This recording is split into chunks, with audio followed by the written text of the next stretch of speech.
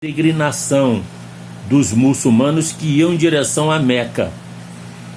Se bem que nessa área, nesse terreno que Davi comprou de Araúna, pelos 600 ciclos de ouro, tem uma mesquita muçulmana, que é a mesquita de Al-Aqsa, uma mesquita ao lado. Estive lá, estive no domo, estive lá. Não, claro que a gente não pôde entrar, não é? Para pelo menos conhecer, mas estive lá. E é uma mesquita próximo ao domo. Só que no domo, embaixo do domo da rocha, tem essa pedra. E essa pedra foi onde Abraão levou Isaac a sacrifício. E essa pedra foi onde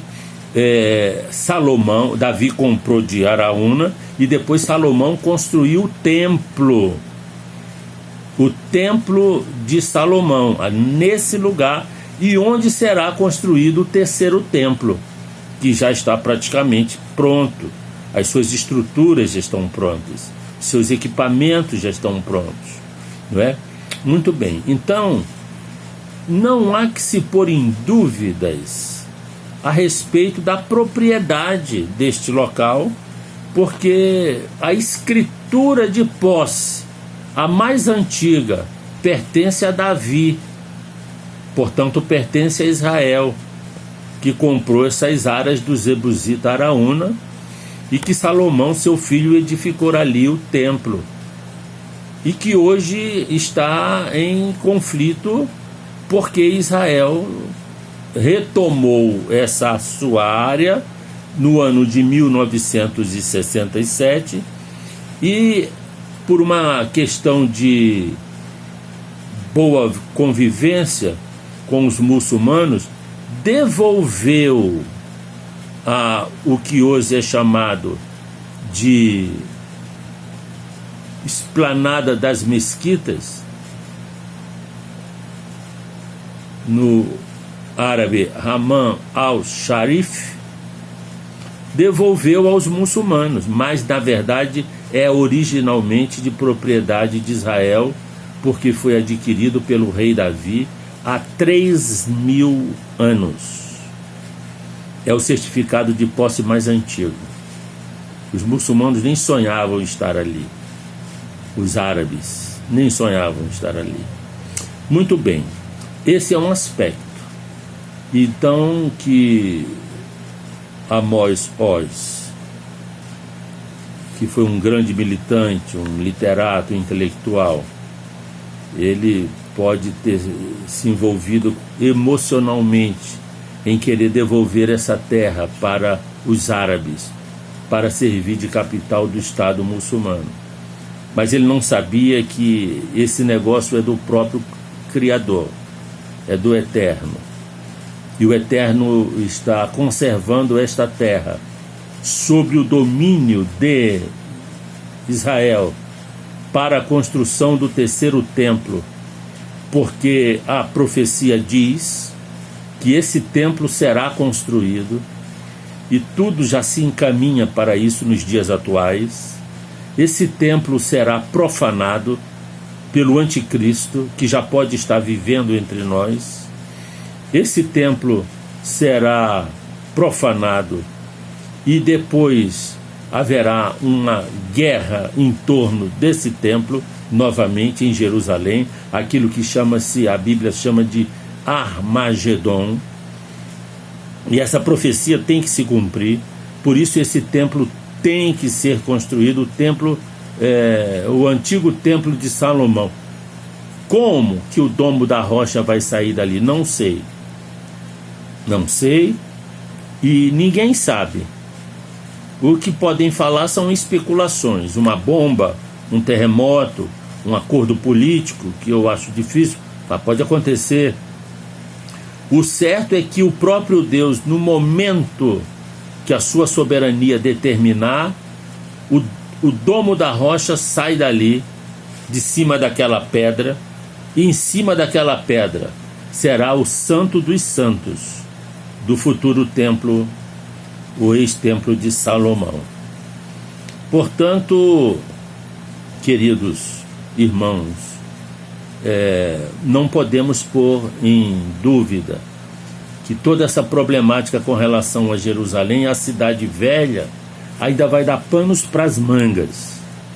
Uma das questões agora, aproveitando esse momento que o Brasil está passando, momento em que o nosso presidente eleito, Jair Messias Bolsonaro, recebe no Brasil como um fato histórico, mas com desdobramentos espirituais, o presidente, o primeiro-ministro Benjamin Netanyahu, que vem ao encontro de Bolsonaro antes mesmo do dia da posse e já começa diálogos e confabulações acerca desta parceria e desta amizade que o Brasil volta a ter com Israel.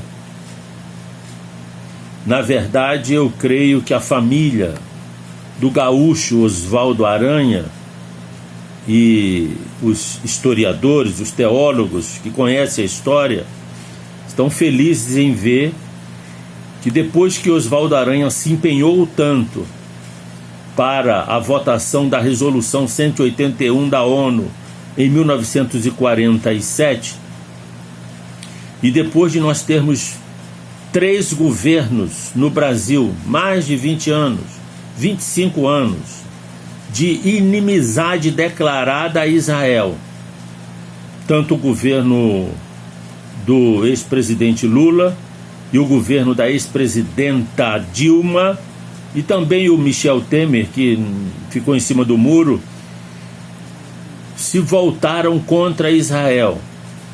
Esses governantes se aproximaram dos inimigos de Israel, se aproximaram de Mohamed Abbas, de Mohamed Ahmadinejad.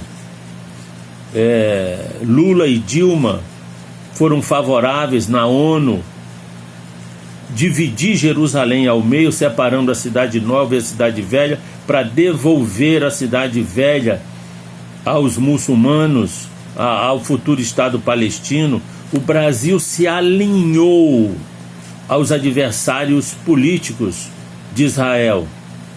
Eu não tenho dúvida de que a situação espiritual do nosso país, as graves crises que atravessamos, na questão moral, na questão espiritual, na questão inclusive da fraqueza da igreja, tem a ver com este envolvimento do Brasil, dos governantes brasileiros ligados ao PT, contra Israel. E hoje o que vemos é um novo governo, um homem que foi batizado no Rio Jordão, quis ser batizado no Rio Jordão, se aproximando de Jerusalém, se aproximando de Israel, se aproximando de Benjamin Netanyahu e dos governantes israelenses, dizendo inclusive que vai transferir a capital de Israel, vai transferir a embaixada brasileira de Tel Aviv para Jerusalém, seguindo aquilo que o Donald Trump fez. Não é para copiar o Donald Trump, é a convicção do Bolsonaro de que o país, uma nação, tem o direito de dizer onde é a sua capital. Ora, Israel é uma nação livre, é a democracia do Oriente Médio. E a ONU, que fala tanto da democracia, por que não dá o direito legítimo de Israel de escolher o lugar da sua capital, a cidade da sua capital? Por que que obrigatoriamente a capital de Israel tem que ser Tel Aviv, se Jerusalém foi a capital do reino davídico e sempre foi a capital espiritual dos judeus? É uma intervenção das nações na soberania israelense. Olha, a capital de vocês tem que ser em Tel Aviv. Não tem que ser, não. Tem que ser aonde as autoridades israelenses diz que deve ser. E nesse caso, Jerusalém já tem os decretos do próprio Israel, e já tem a decisão tomada e resoluções tomadas do executivo dos Estados Unidos, na figura de Donald Trump, reconhecendo Jerusalém como capital de Israel e transferindo a sua embaixada para esta cidade. E eu tenho certeza absoluta que o Bolsonaro vai fazer isso, porque ele falou isso na campanha, porque ele tem as convicções políticas. Não é para fazer média com Israel, nem com Benjamin Netanyahu, não. É porque todos falam que o Bolsonaro é um ditador, mas está sendo mais democrata, porque reconhece a legitimidade democrática de uma nação escolher a cidade onde quer a sua capital, e vai transferir a embaixada do Brasil, quer queiram os comunistas ou não, de Tel Aviv para Jerusalém. Mas nós vamos ter problemas econômicos porque o mundo árabe tem negócios com o Brasil em 20 e poucos por cento, 30%. Israel só compra do Brasil 1%. A economia mundial já está globalizada. O Brasil tem restrições do comércio internacional porque o PT, a Dilma e o Lula eram seletivos com relação a este comércio internacional que comercializava com as nações pelo viés ideológico. Ora, o Bolsonaro não tem viés ideológico. Ele vai se abrir para as nações, vai comercializar com o mundo inteiro.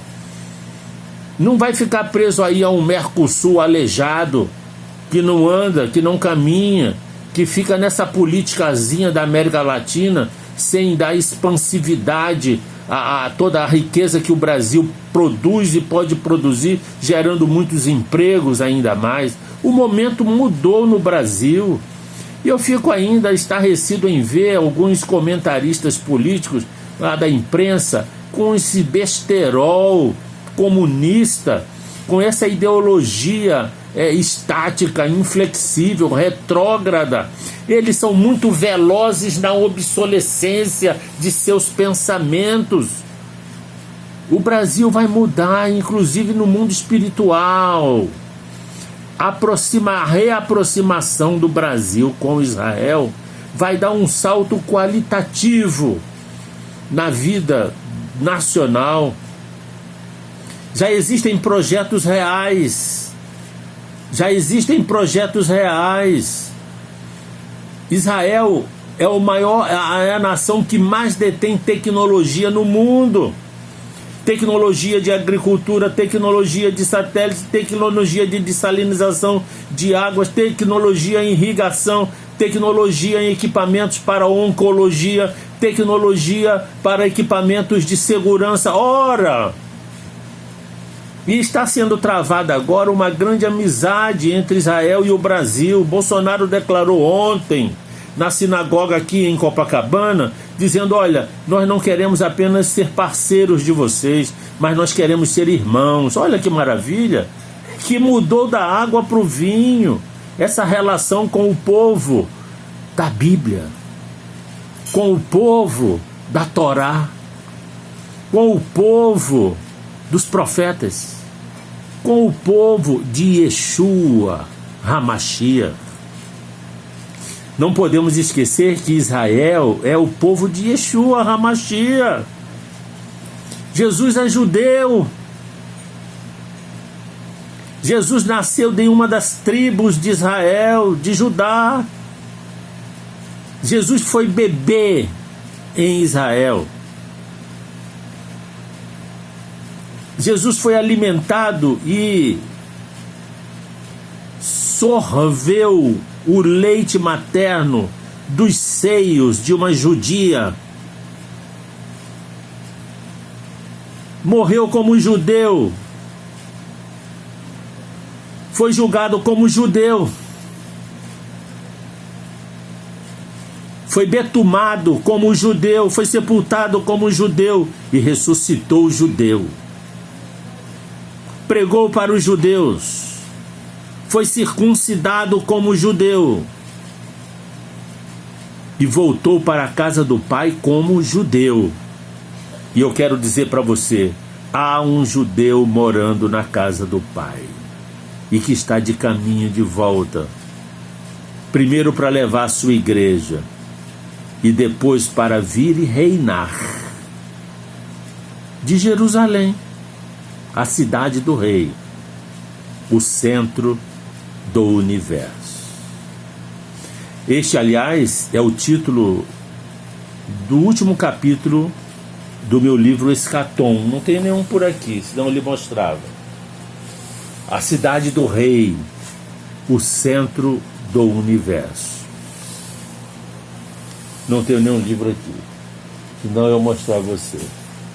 E esse título significa dizer que, se nós analisarmos, estudarmos um pouquinho da astronomia, da astrofísica, nós vamos ver que o estudo da galactocentria mostra que a Via Láctea é o centro das galáxias.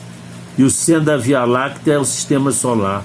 E o Sistema Solar é o centro da Via Láctea, e a Terra é o centro do Sistema Solar, e Jerusalém é o centro da Terra, e Sião o centro de Jerusalém, e o Harabait, o monte do templo, a rocha que está ali debaixo do monte do templo, na cidade velha de Jerusalém, é o centro do centro do centro, porque ali Jesus virá reinar na terra durante os 1000 anos, para que haja reino do Senhor no planeta Terra de Jerusalém.